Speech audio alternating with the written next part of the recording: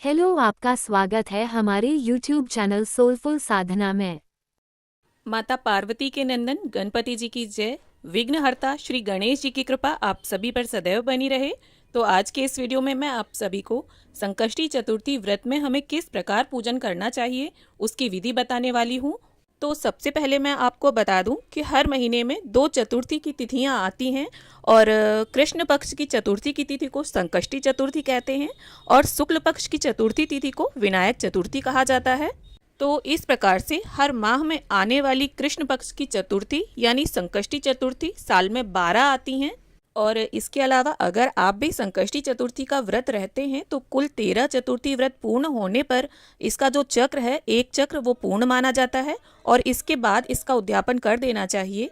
तो दोस्तों, आज हम सभी तरह के संकटों को दूर करने वाले संकष्टी चतुर्थी व्रत की पूजा विधि के साथ साथ कुछ महत्वपूर्ण बातें भी जानेंगे। तो देखिए, संकष्टी चतुर्थी के व्रत में पूजा जो है वो 2 समय की जाती है, एक सुबह या मध्याह्न के समय में और एक रात्रि के समय में चंद्रोदय से थोड़ा पहले। तो देखिए, जिस दिन भी आपका व्रत है उस दिन सुबह सवेरे स्नानादि कर्मों से निवृत्त होकर साफ स्वच्छ धुले हुए लाल या पीले रंग के वस्त्र धारण करें और सुबह वाले पूजन को देखिए आप अपने घर के मंदिर में भी कर सकते हैं। शाम को चौकी लगाकर इस तरह से पूजन कर सकते हैं या फिर सुबह ही आप चौकी लगा सकते हैं। तो यहाँ पर मैंने हल्दी से स्वास्तिक बना लिया है और एक पाटा रखकर उसके ऊपर लाल रंग का वस्त्र बिछा लिया है। आप लाल या पीले रंग का वस्त्र बिछा सकते हैं, पटा या चौकी कुछ भी आप प्रयोग कर सकते हैं। और स्थापना आपको ऐसे करनी है कि पूजा करने वाले का मुख या तो पूर्व दिशा की ओर हो या उत्तर दिशा की ओर। और यहाँ पर देखिए, फूलों का आसन देते हुए गणपति जी की फोटो है मेरे पास, तो मैं उन्हें विराजमान कर लूंगी। आप फोटो या मूर्ति कुछ भी ले सकते हैं। और अब इसके बाद हम धूप दीप प्रज्वलित करके रख लेंगे और दीपक या तो आप गणपति जी के समक्ष रखें या उनके दाहिने हाथ के साइड। और इसके बाद अब हमें एक तांबे का लोटा लेना है और उसके कंठ पर मैंने देखिए मोली बांध ली है और शुद्ध जल से इसे भर लिया है। अब इसके अंदर हमें अक्षत, थोड़े से काले तिल, थोड़ी दूब घास, थोड़े पुष्प, इस तरह से ये सभी सामग्री हमें डाल लेनी है और इसे गणपति जी के राइट हैंड साइड में हमें रख देना है। और देखिए, अगर आप चाहें तो यहाँ कलश की स्थापना भी कर सकते हैं, पर मैं यहाँ नहीं कर रही हूँ क्योंकि कलश स्थापना इस पूजन में अनिवार्य नहीं होती है। इसके बाद देखिए, अगर आप प्रथम बार व्रत रह रहे हैं तो आपको हाथ में थोड़े से अक्षत और पुष्प लेकर गणपति जी के समक्ष व्रत का संकल्प लेना है। और व्रत भी देखिए कई तरीके से रहा जाता है, निर्जल निराहार रहकर भी व्रत रहा जाता है या आप फलाहार रह रहे हैं। तो जैसे भी व्रत आपको रखने हैं उस तरह के व्रत का आप संकल्प लेंगे और अपने मन में इन सभी चीज़ों को बोलते हुए संकल्प लेकर आपको पुष्प और अक्षत गणपति जी के समक्ष छोड़ देने हैं। और इसके बाद देखिए, यहाँ पर फोटो ली है मैंने, तो गंगा जल और फूल की सहायता से स्नान का भाव कराते हुए हम सभी को छींटा दे देंगे। और जिस प्रकार स्नान के बाद वस्त्र धारण किए जाते हैं, ठीक उसी प्रकार से अगर आप लाल वस्त्र या पीला वस्त्र, नया कोरा कपड़ा लेकर आए हैं तो वो अर्पित कर दें। यहाँ पर मैंने लाल वस्त्र अर्पित कर दिया है गणपति जी को। और अगर नहीं लाए हैं तो आप वस्त्र की भावना से कलावे को भी अर्पित कर सकते हैं। और इसके बाद देखिए, आपको जनेऊ लेना है। एक जनेऊ गणपति जी को अवश्य धारण करवाया जाता है। तो यहाँ पर मैंने जो जनेऊ लिया है वो सफ़ेद रंग का है। तो यहाँ पर थोड़ी सी हल्दी, उसमें पानी मिक्स कर लेंगे और सफ़ेद जनेऊ को हमें पीला कर लेना है। देखिए, अगर पीला जनेऊ भी है आपका तब भी थोड़ी सी हल्दी उसमें ज़रूर लगा दें। और इसके बाद अब हम गणपति जी को इसे अर्पित कर देंगे। अब गणपति जी को हम सिंदूर से तिलक करेंगे, अक्षत अर्पित करेंगे और जो कलश रखा है हमने और जो दीपक हैं उन सभी का भी साथ में पूजन कर लेंगे। तो कृष्ण पक्ष की चतुर्थी तिथि यदि मंगलवार के दिन आती है तो उसे अंगार की चतुर्थी कहते हैं और ये 6 महीने में एक बार ही आती है।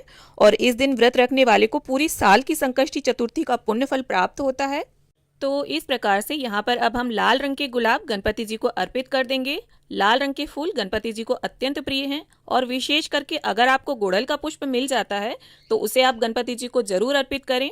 और इसके बाद गणपति जी की सबसे प्रिय वस्तु दूब घास के हमें 21-21 तार लेने हैं। अगर उपलब्ध हो जाते हैं आपके पास तो आप 21-21 तार की दूब घास की इस तरह से गुच्छे बनाकर गणपति जी को जरूर अर्पित करें विशेष मनोकामना के लिए। और अगर अधिक उपलब्ध ना हो पाए तो जितनी भी मिले उतनी अर्पित जरूर करें आप। अब इसके साथ ही गणपति जी के प्रिय भोग हैं लड्डू, चाहे वो किसी भी वस्तु के हों, बूंदी के, बेसन के, मोतीचूर के या तिल गुड़ के या मोदक, इनमें से जो भी उपलब्ध हो जाएं उन्हें आप प्रेम पूर्वक गणपति जी को अर्पित करें। यहाँ पर मैंने मोतीचूर के लड्डू अर्पित किए हैं। और इसके साथ ही आप पंचमेवा या गुड़ नारियल का भोग भी रख सकते हैं। अब इसके बाद गणपति जी का प्रिय फल केला हमने अर्पित कर दिया है और ज़रूरी नहीं है इतने भोग मैंने बताए हैं उन सभी का भोग आप लगाएं, किसी एक वस्तु का भोग भी आप लगा सकते हैं। और भोग लगाने के साथ साथ आप जल भी अवश्य रख दें। और इसके पश्चात मुख शुद्धि के लिए यहाँ पर मैंने बताशा, लौंग, इलायची और सुपारी का भोग रखा है। आपको अगर पान उपलब्ध हो जाता है तो आप मुख शुद्धि के लिए उसे गणपति जी को अर्पित करें। अब देखिए शाम के समय चंद्रोदय से पहले हमें ये पूजन कंप्लीट कर लेना है और शाम के समय ही हमें ये कथा पढ़नी होती है। तो देखिए सकट चौथ की 12 महीने की 12 कथाएं अलग अलग होती हैं। तो जिस भी महीने का आप व्रत हैं उस महीने की आपको कथा पढ़नी या सुननी है और हाथ में अक्षत या पुष्प लेने हैं। और कथा संपन्न होने के बाद वो पुष्प या अक्षत आपको गणपति जी के समक्ष छोड़ देना है। और देखिए आपको कथा जरूर पढ़नी या सुननी है, क्योंकि कथा पढ़ने या सुनने के बाद ही हमारा व्रत पूर्ण माना जाता है। अब गणपति जी की आरती के लिए यहाँ पर हमने थाली तैयार कर ली है और जो दीपक प्रज्वलित किए थे आप चाहें तो उन्हीं से आरती उतार सकते हैं या आप अलग से भी दीपक जलाकर आरती कर सकते हैं। जय गणेश जय गणेश जय गणेश देवा, माता जाकी पार्वती पिता महादेवा। तो देखिए वैसे तो जो 12 संकष्टी चतुर्थी होती हैं पूरे साल की सभी गणपति जी को समर्पित होती हैं, गणपति जी का उनमें पूजन होता है। पर भाद्रपद मास की जो संकष्टी चतुर्थी होती है जिसे बहुला चौथ, हेरंब संकष्टी चौथ भी बोलते हैं, उसमें गणपति जी के पूजन के साथ साथ श्री कृष्ण जी का और बहुला गाय का भी पूजन होता है। और कार्तिक मास में जो चतुर्थी आती है उसे करवा चौथ बोलते हैं और इस व्रत को करने से पति के जीवन के संकट दूर होते हैं। और माघ मास में जो चौथ आती है उसे तिलकुटा चौथ बोलते हैं और इस व्रत पूजन को करने से संतान के जीवन से समस्त संकट गणपति जी दूर करते हैं।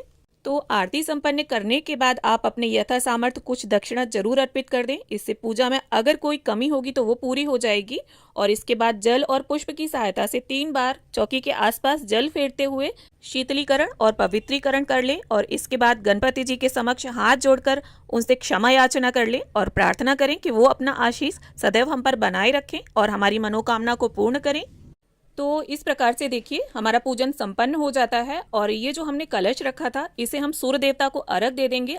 और ये जो भोग नैवेद्य हमने अर्पित किया है इसमें से थोड़ा सा भाग हमें गाय को खिलाना चाहिए और थोड़ा आप और आपके परिवारीजन इसे ग्रहण कर सकते हैं। और 1 लड्डू और केला आप भगवान के समक्ष रखा रहने दें। इसे सुबह आप प्रसाद रूप में सभी लोग खा लें मिलजुल कर।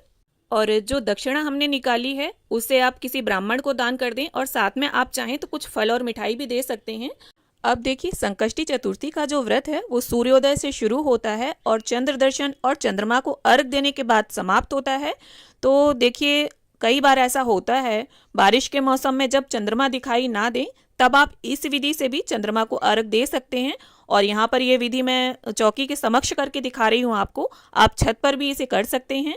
तो यहाँ पर हमने चंद्रदेव का ध्यान करते हुए सफ़ेद चंदन से स्वास्तिक बना लिया है। अब आपको एक पात्र लेना है, लोटा लेना है। यहाँ मैंने स्टील का लोटा लिया है, अगर आपके पास चांदी का लोटा है तो आप उसे लें। और यहाँ पर सफ़ेद चंदन, अक्षत, काले तिल, रोली, हल्दी, थोड़े से पुष्प डाल दिए हैं मैंने। अगर आपको सफ़ेद रंग का पुष्प मिल जाता है तो आप वो डालें।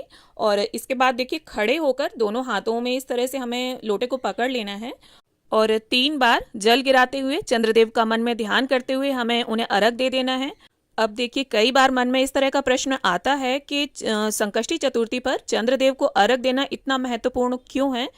तो देखिए यहाँ पर ये कथा तो शायद आप सभी को पता होगी कि गणपति जी का शीश महादेव जी ने काट दिया था और फिर उन्हें हाथी के नवजात शिशु का सिर लगाया गया था। पर क्या आप ये बात जानते हैं कि जब गणपति जी का शीश काटा गया तब उनका जो वास्तविक सिर है वो चंद्रलोक में जाकर गिरा था। इसीलिए संकष्टी चतुर्थी का व्रत चंद्रमा को अर्घ देने के बाद पूर्ण होता है। और अर्घ के इस जल को आप साइड में रख लें, सुबह पौधों में डाल दें। और देखिए अगर मौसम साफ है, बादल नहीं है, बारिश नहीं है, तब आप साक्षात चंद्रदेव को अर्घ देने के बाद ही इस व्रत का पारण करें, क्योंकि चंद्रमा को अर्घ देने के बाद ही आपका व्रत पूर्ण माना जाएगा। तो यहाँ पर मैं एक चीज़ आपको बताना चाहूँगी कि संकष्टी चतुर्थी के दिन चंद्र दर्शन का विशेष महत्व होता है, लेकिन भाद्रपद मास के शुक्ल पक्ष की जो चतुर्थी तिथि होती है उसमें चंद्र दर्शन निषेध होता है। पर वो शुक्ल पक्ष की चतुर्थी होती है और आप व्रत रहेंगे कृष्ण पक्ष की संकष्टी चतुर्थी। तो आपको इस तरह की कोई समस्या नहीं आने वाली कि आप चंद्रदेव को अर्घ ना दे पाएं।